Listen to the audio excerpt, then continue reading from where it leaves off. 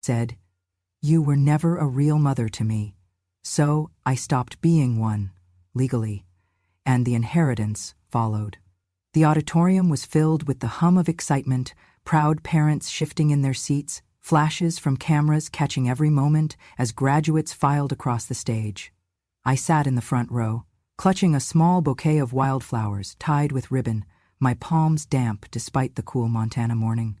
I had worn my old blue dress, the one Damon once told me looked like it belonged to a school teacher from another century. But it was the only dress that made me feel steady, rooted.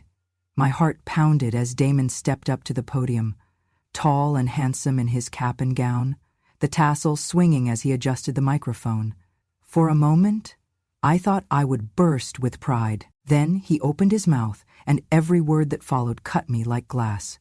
"You never hugged me at graduation," Damon said, his voice firm, carrying through the auditorium. "I walked off stage, clutching diplomas, but you were never proud. To me, you were never a real mother. I remember years earlier, at his middle school graduation, I tried to stand and hug him as he stepped off the stage, but his stepmother gently guided me back to my seat, saying, 'Not now, Mom. Don't embarrass me.' That moment seared into me, my arms open, his back turned.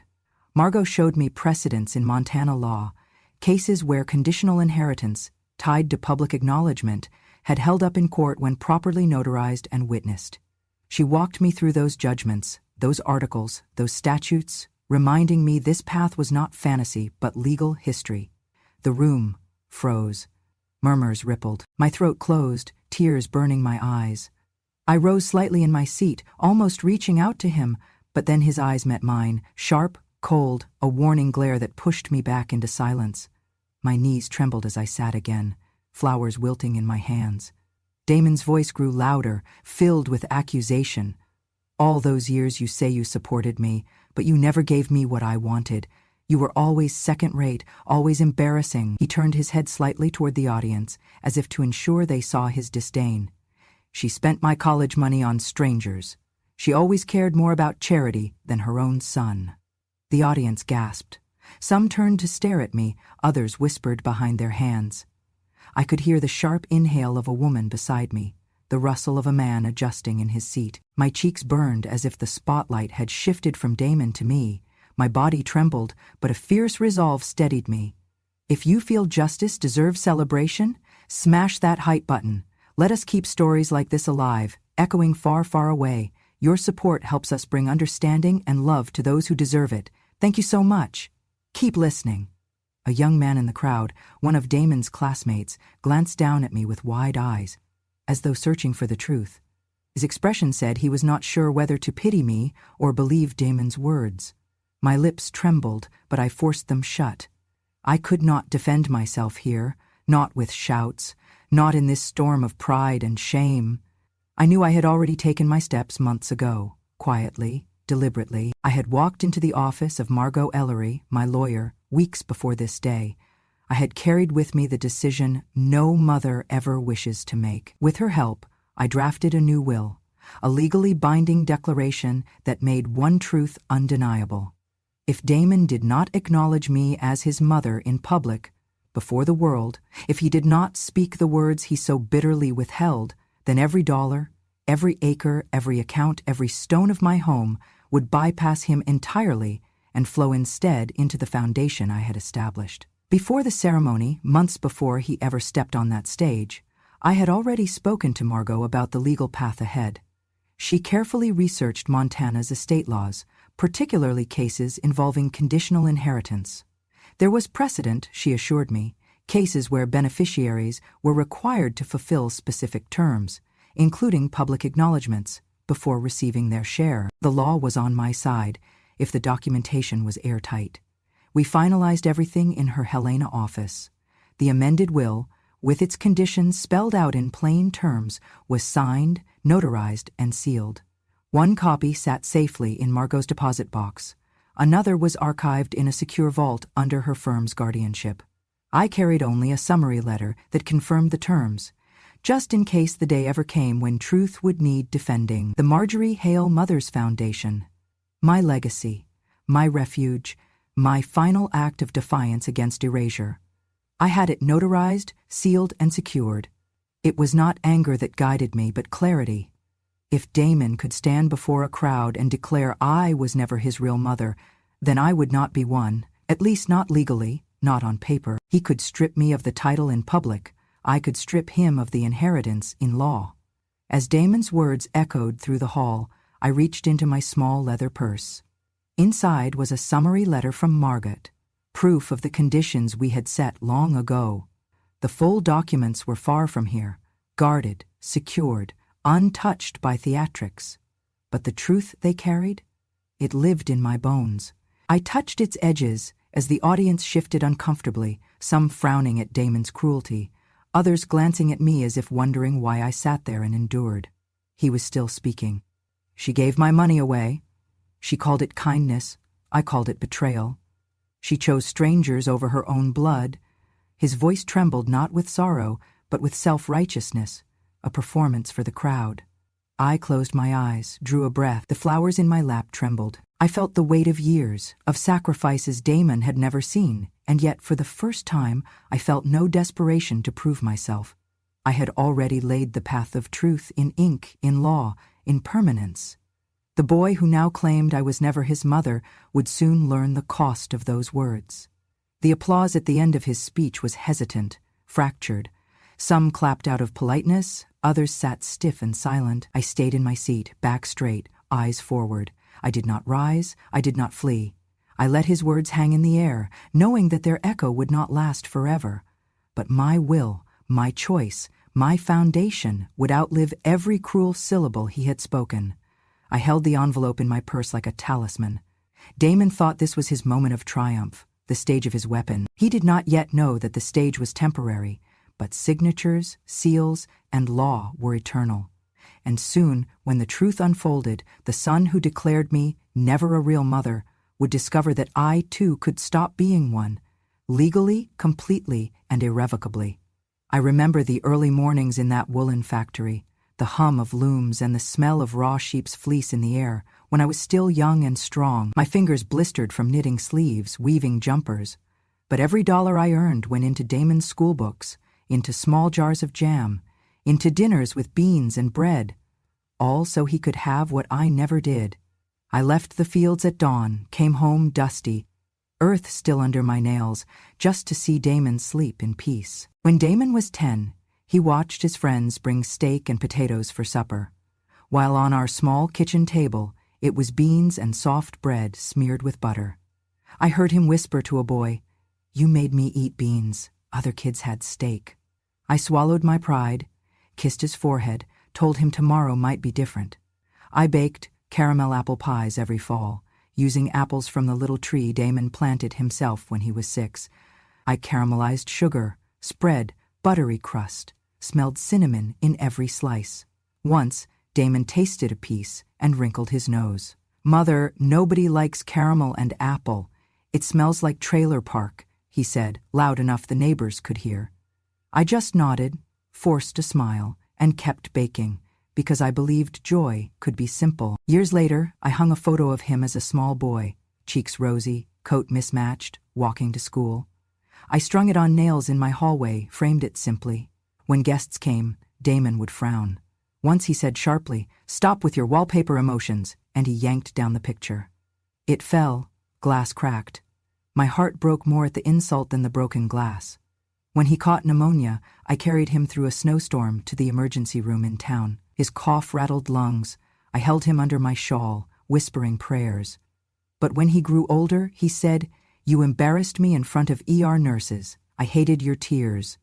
It was never about me doing wrong work. It was about him wanting prestige, wanting to erase the smell of the fields, the taste of bread crust, the memory of cold nights in our old house. He wanted designer labels, labels that I never could give, and those very same labels he said I destroyed by my presence. While he was growing up, I saved pennies. I worked extra shifts. I baked pies for fairs. I knitted blankets for neighbors just to sell them cheap and keep every cent. I bought stock quietly, invested in that small foundation I dreamed of, a place that helps kids who feel like outsiders, who know too well what it is to be looked down upon. Damon never knew how I did it. He thought it was luck or charity. I did not tell him that the money he believed I spent on strangers was laying quietly in bank accounts, accruing interest. I did not tell him that the kitchen, the old blankets, the simple meals, they were my declarations of love. I thought one day he would understand that being a mother meant showing up, even when the world doesn't clap. But the unspoken truth was that he never saw me as worthy of being seen. Every time I asked him if he was proud, he would change the subject. Every time I offered comfort, he demanded elegance. I was always behind the scenes, in worn shoes, patched coats, voice soft. And that voice was not enough. Now I sit here, months before this graduation, having had that foundation ready, having written that will. The money I saved, the photographs I hid, the bank statements with small deposits, all documented. I made a promise to myself. If Damon stood here and declared I was not his mother, then legally I would accept the consequences. I prepared for a future where his words would echo in this hall, but paper, law, proof. My foundation would outlive the cruelty, because even if you try to erase a mother with your words, there are signatures that cannot be bruised. There are investments you cannot debunk, and there are hearts who carry your kindness, even when your child cannot see it.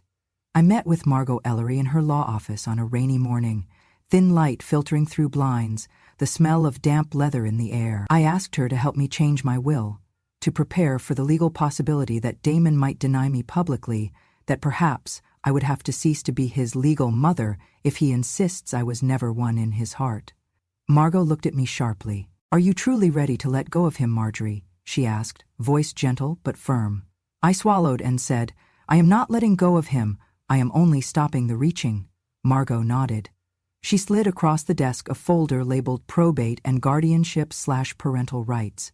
She explained how, in Montana law, there is a way to establish a codicil or amendment to set conditions in a will that depend on the beneficiary's behavior. If Damon does not publicly acknowledge me, he loses inheritance. She asked if I had proof to back up my claims.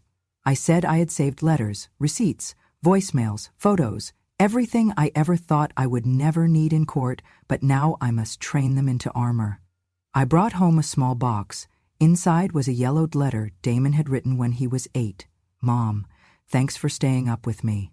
It was crumpled, stained by tears, mine and his. I touched the child's handwriting, remembered the soft breathing beside me as I watched him sleep. I also found invoices from the hospital when he had pneumonia, the visit fees, the prescriptions, how I scraped together rent and groceries to pay them. I found tuition bills, the prom dress I paid for, small debts I paid off so his credit would stay clean. I kept a note Damon once wrote, borrowing money from me, promising he would repay when he got his first job. Then I gathered bank statements, small deposits of mine, years ago, stocks I had bought for the foundation I was starting quietly. I had the patience, the hidden investments. I had papers, dates, signatures.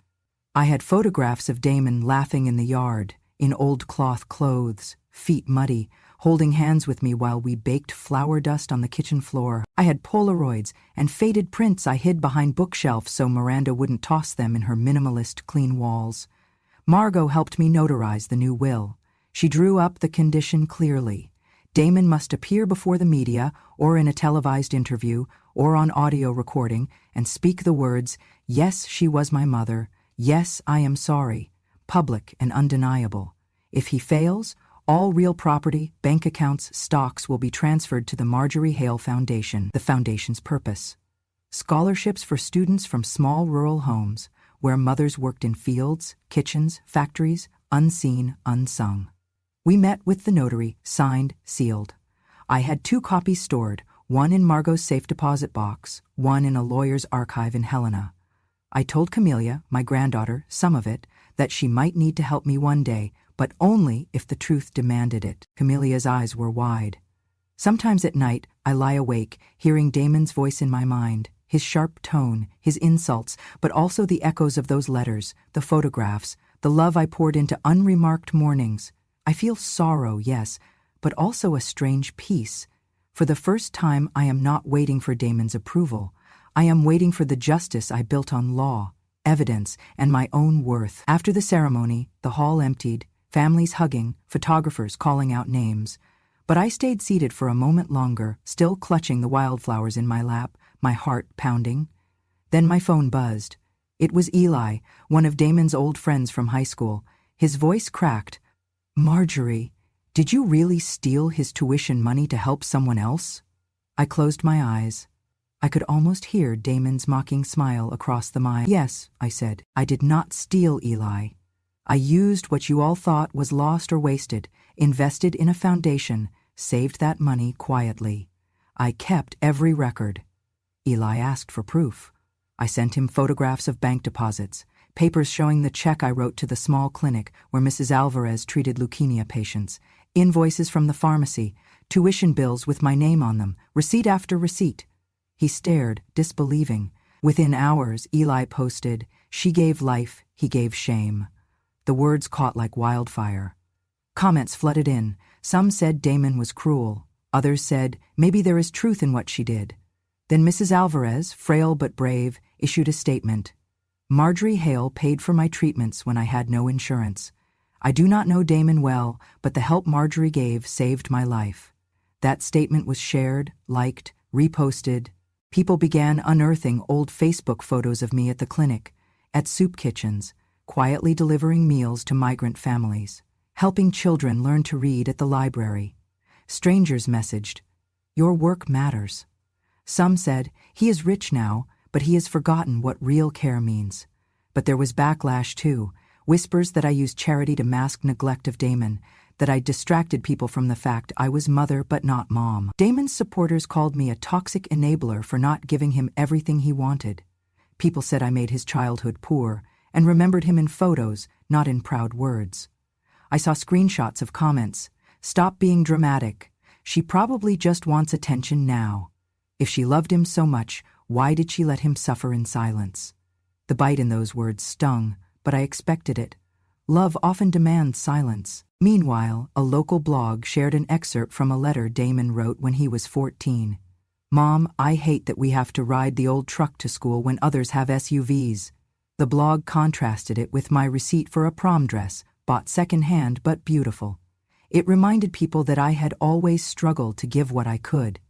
Eli interviewed Mrs. Alvarez on camera.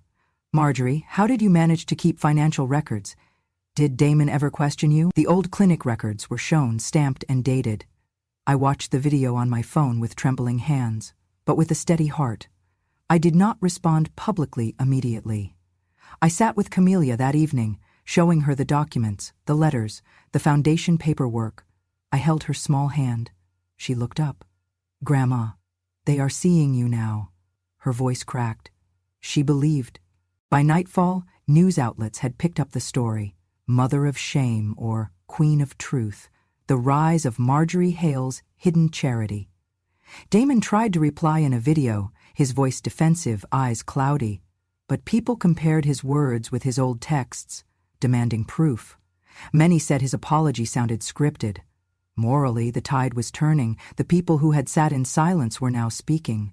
The mothers of the community sent food to our house. The school librarian handed me a stack of thank you cards from children. Ellie's blog post had more shares than Damon's graduation speech video. Something shifted in me, too. The shame I carried like a heavy coat began to lighten. I realized that exposure, uncomfortable though it was a tool, a turning point. Damon's attempt to humiliate me had opened a floodgate. That night, alone on the porch, I watched the moonlight glint off the windows of Damon's house across the road. I thought of every bean I cooked, every blanket I knitted, every hour's work I did so he could sleep warm and fed, and I understood that those acts mattered, even if he never saw them as love. Because even after he called me never a real mother, there was something real I'd built. Proof, justice, kindness, and now many were bearing witness. The morning the summons arrived from the courthouse, I felt a tremor in my chest, but it was not fear. It was inevitable. Damon's lawyers demanded proof I was mentally fit. They alleged stress, emotional instability, suggested that my decision to amend the will was impulsive, unhinged. They claimed public pressure forced me, that I was not clear-headed. I dusted off my journals, my letters, the bank statements, the typed copies of the will. I met with Margot again. She said, They will try to paint you as fragile. We must show every document, every witness. When the courtroom door opened, I walked in wearing the old blue dress once more, clasped hands wrapped around my purse. The judge's bench loomed, attorneys in dark suits filed in. Damon sat with his counsel, face composed but eyes cold. I took a seat beside Margot, who placed a stack of exhibits on the table. My medical records, bank statements, tuition receipts, charity invoices. The letter Damon wrote as a boy saying, "Mom, thanks for staying up with me." Damon's lawyer rose first. He spoke slowly, deliberately.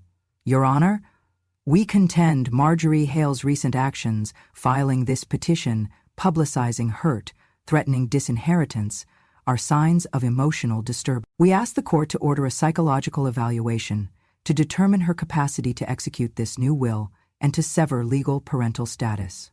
He paused, letting the claim float in the air like a challenge. My heart clenched, but the next moment, Eli, the old friend, stood and gave his affidavit.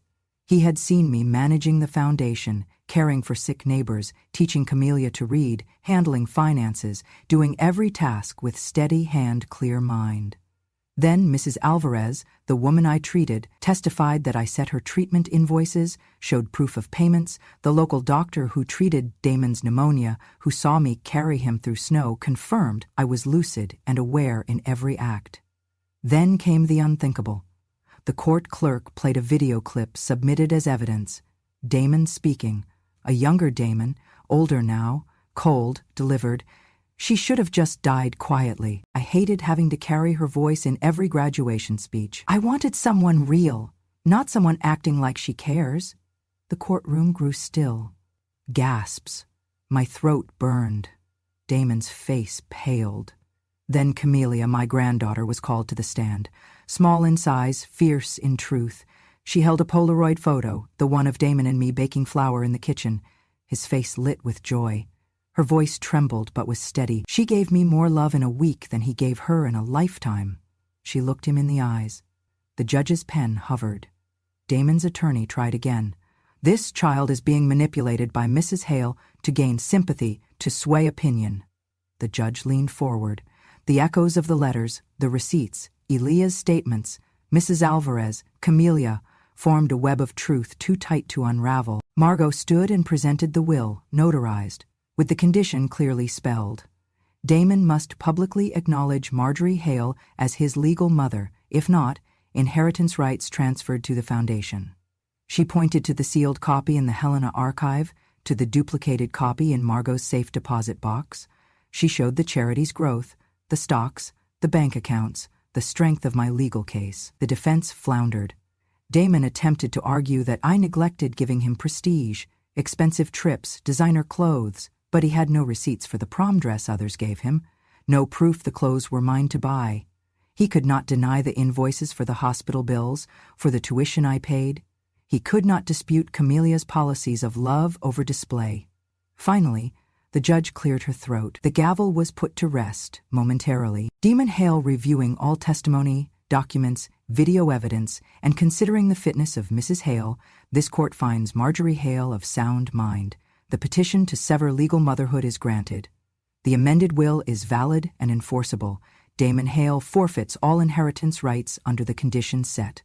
All properties, investments, and accounts shall transfer to the Marjorie Hale Mothers Foundation. Silence pressed against the walls. Damon's jaw dropped. His eyes glistened, not triumphantly, but in shock.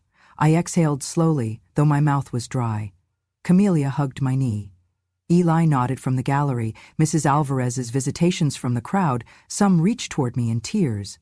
Damon rose, voice shaking. "Your Honor, But no sound came out. The court attendant ushered in the bailiff, and Damon sat back down, head bowed. I stood then, modestly, tears forming, but I held them at bay. I turned to the judge, voice a little louder than a whisper. "Thank you, Your Honor." They called for Damon to give public acknowledgement. The condition required was not physical property, it was truth. In a recorded statement later that evening, Damon said, "I was wrong. Thank you, Mother, for everything. I accept you as my mother, legally and in truth." It was not enough for some. Some said it was coerced. Some said it was timing. But many cried. Many said, "Finally." I listened as news outlets replayed the verdict. They quoted Camellia. She gave more love in a week. They quoted my letters. They showed the prom dress invoice, the hospital records. The foundation began to receive notices of support, small donations from people who said they saw themselves in my story. In that courtroom, I felt something heavy lift. The shame, the doubt, the years of pretending the insults did not hurt. Damon's verdict changed nothing of what I had done or who I was, but legally, I was free, and in the eyes of law, I was seen. Camellia squeezed my hand. I looked around the courtroom, neither hostile nor warm, just filled with witnesses to truth. The judge dismissed us. Damon left first, lawyers behind him, silent. I walked out into the sun, shoulders squared, heart full, because I was no longer the mother who was never real in the law. I was Marjorie Hale, the woman who proved love, sacrifice, and proof can silence cruelty. I woke to the inbox full of notifications. The verdict had been delivered, and already Damon had lost legal claim to every account, every stock, every parcel of land I once believed he would guard with pride. Those assets were now the property of the Marjorie Hale Mothers Foundation. My bank statements, investment portfolios, deeds, all transferred under legal seal. I sat at the kitchen table, staring at confirmation letters, some signed, stamped, delivered. Damon's world shifted while I sat quiet, but my heart quietly soared. That afternoon, a video surfaced online. Damon, sitting in the dim light of his study, visibly shaken. I was wrong. She was more of a mother than I ever deserved, he said, voice raw. The words echoed. Some cheered, others cried, but behind that apology lay years of hate, insults, rejection. Almost immediately, someone dug up old messages, screenshots of Damon calling me charity clown, backyard peasant, telling friends how I embarrassed him with old blankets and homemade dinners. He had sent some of those messages himself, between laughs with his peers. They were saved, screenshot by screenshot. People shared them. The contrast between his public apology and his private cruelty stung many in the audience. Then, the consequences rippled. Damon's business partners quietly withdrew investments. Contracts got canceled. His brand endorsements faded. His name attached no longer guaranteed status. The local high school removed his name from the list of distinguished alumni. A plaque in the auditorium, once bearing Damon Hale, Alumnus Excellence, was quietly uninstalled at night, replaced with a blank space. Meanwhile, the foundation began its work. Scholarships for rural students from Montana, grants to clinics in small towns, reading programs in dusty libraries. The first recipients of Hale's Hope scholarships wrote letters, "Because of you, I will go to college. You believed when no one else did." Those letters came from children whose mothers had worked fields, kitchens, factories, women who gave love quietly, without applause. Some online commentators tried to defend Damon, saying his apology was forced, his heart corrupted by pride. They posted side-by-side videos, one of him mocking his childhood, one of him now sounding small, remorseful. But many, many more saw the justice.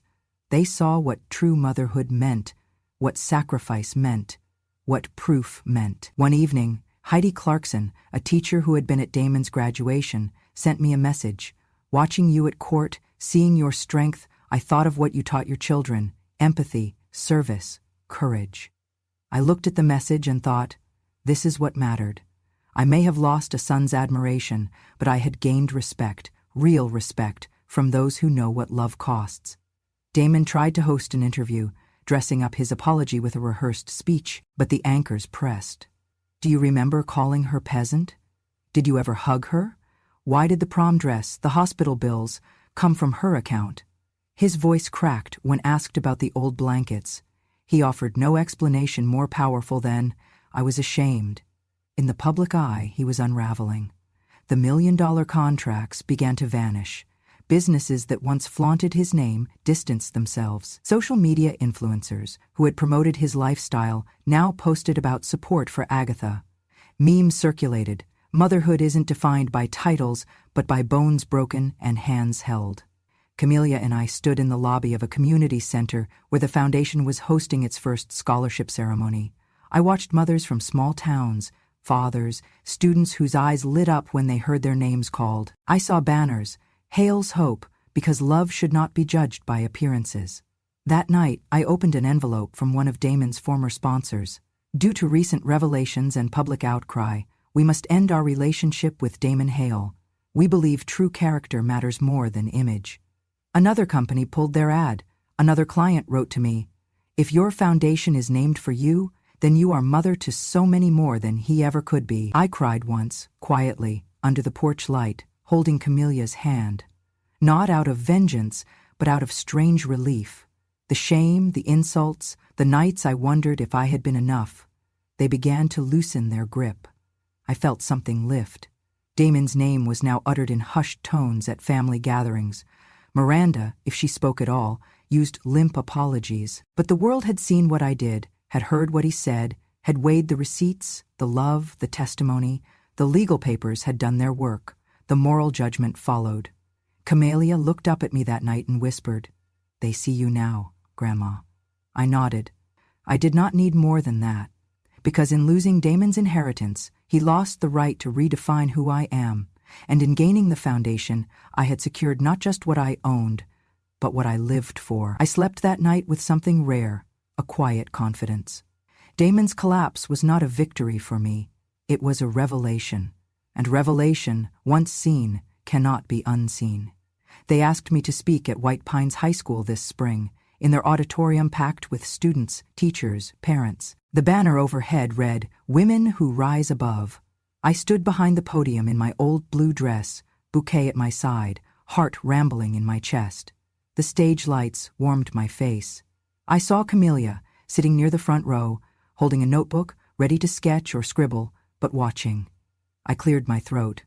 I told them of the days I baked and sewed, of cold nights leaning over his hospital bed, holding him until he slept, of every dollar saved. I told them the love I gave was loud in unnoticed hours.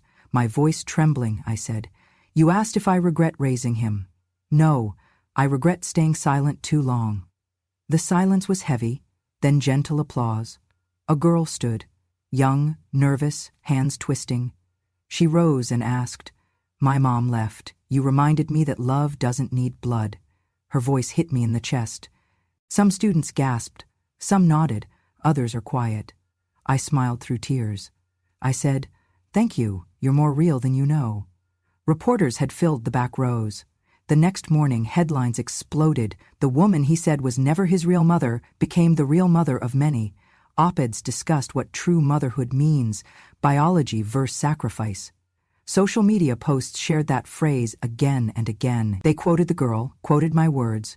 One journalist from the local paper asked me, "With all you've done, do you ever wish Damon had seen you differently?" I paused.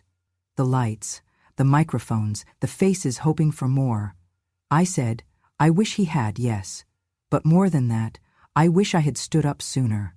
If silence made him stronger in his arrogance, then my voice would have been the first crack in his armor. I regret staying silent too long. Another reporter asked, "Do you forgive him?" I nodded, though in my heart forgiveness is always a complicated shelve. I said, "I forgive myself." But forgiveness does not erase accountability. A hush. Camelia squeezed my hand. Students lined up afterward to shake my hand. One boy said, "You inspired me to call my mom." Another student brought a sketch of me holding flowers. Teachers said they had never seen a graduation speech story end like this. I thought of Damon. Would he ever see it? Would he ever have to face what he denied? A television clip showed me standing in that school gym, students behind me. The headline, "Marjorie Hale, not by blood, but by love." The tagline under the video read, "She was never real mother to him, she became real to many." That night I lay in bed, Camelia asleep beside me, her little breathing slow and sure. I thought of all the mornings I left the house, smelling of flower and hope. I thought of every moment I doubted whether it mattered. And when I closed my eyes, I believed. Yes, it mattered. I mattered. Because they now call me mother, not because of blood, but because of truth. And in truth, I have never felt more real. The spring sun glinted across the ribbon strung between two young oak trees in front of the newly built Marjorie Hale Mothers Foundation Library. Its doors were painted a soft cream, windows wide, welcoming. Children gathered in the courtyard, teachers in neat dresses, community members in warm coats. I stood beside Camellia, her hand small and strong in mine, heart full and trembling. Camellia led me forward onto the stage in front of the entrance. Behind us, workers were setting up chairs, stacks of books lining shelves seen through the glass, banners reading, "Stories that nourish souls."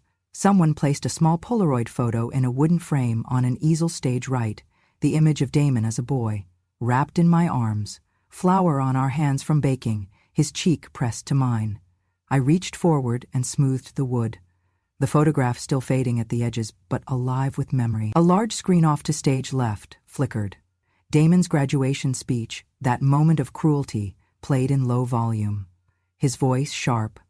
"You were never a real mother. She spent my college money on strangers." But no one turned toward the screen. No one listened. They had turned their backs, not out of disrespect to the past, but because they had already witnessed truth. Instead, faces glowed toward me and Camellia. Applause rose. I raised the microphone. My voice caught for a moment, but I pulled it steady. "He said I was not real," I said, looking down at Camellia, then out at the crowd. "But I became real. By law, by proof, by love." The words weighed heavy and light at once. Camelia's hand squeezed mine. I felt her breath, even in this moment, and I thought of all the nights I lay awake wondering if anything I did mattered. Now I saw with my own eyes. Hearts had been changed. The applause suited itself round the courtyard, louder than any criticism, more healing than any insult. Children giggled in the background. Librarians carried open books in, sprinkling color and promise. Volunteers handed out bookmarks that read, "Love is Real, Marjorie Hale Mothers Foundation." A reporter stepped forward, camera rolling, flashbulbs bursting. "Elle, what do you want people to remember most about this place?" I paused. I could smell the fresh paint, heard the rustle of pages, saw Camelia's face. "I want them to remember that motherhood is not only what you are given by birth," I said. "It is what is shown by sacrifice, by standing up, by truth." I smiled, though tears threatened at my lids. News videos this evening showed scenes from the ceremony. Children laughing, Camellia holding flowers, the framed Polaroid, the foundation patrons hugging under the dusk sky. The headline read, "She said I was never his mother. She proved she was mother to many." I stepped off the stage later, Camellia in one arm, the small photo in the other. We walked down a path lined with oak saplings, each planted by students who benefited from the foundation scholarships. I thought of the seeds my work planted: kindness, courage, proof. Under the soft light of a lantern overhead, I knelt beside a sapling, touched its young trunk, offered a silent thanks for every night of worry, every penny saved, every insult borne. Camellia stood beside me and whispered, "Grandma, you are more than real to me." I felt every stitch of love I worked into her heart. As darkness settled, lanterns glowed like stars along the walkway, voices drifting in quiet conversation, laughter of children playing beyond the library walls, pages turning. I looked toward the screen that still flickered outside the doors with Damon's old speech, but the words were dim now, their echo faded by this moment's light. I spoke once more, quietly so only Camellia could hear. "He said I was not real, but by law I am real. By proof I am real. By love I have always been real." She squeezed me, smiled. And in that smile, I saw the beginning of healing, not just for me, but for all who believed me when I was unseen. Tonight I will sleep without a doubt, because the library stands, the foundation works, children read, mothers feel seen. My name is spoken, not in mockery, but in honor. I am Marjorie Hale, once dismissed, now remembered, by law, by proof, by love. And that was my story. Maybe you've met someone like me, someone quiet, dismissed, called less than real. But let me remind you, love does not need permission to be true. It only needs courage to remain. If you believe that dignity matters, that kindness must never be forgotten, then this story was for you. And if Marjorie Hale's voice moved something in your heart, please smash that hype button. Subscribe to Grandma True Stories, so these voices never fade. We tell the stories the world tried to silence. Your support helps us remind the world we were always here, and we were always real. Until next time, stay kind, stay strong, and never forget the quiet ones. They carry the loudest truths.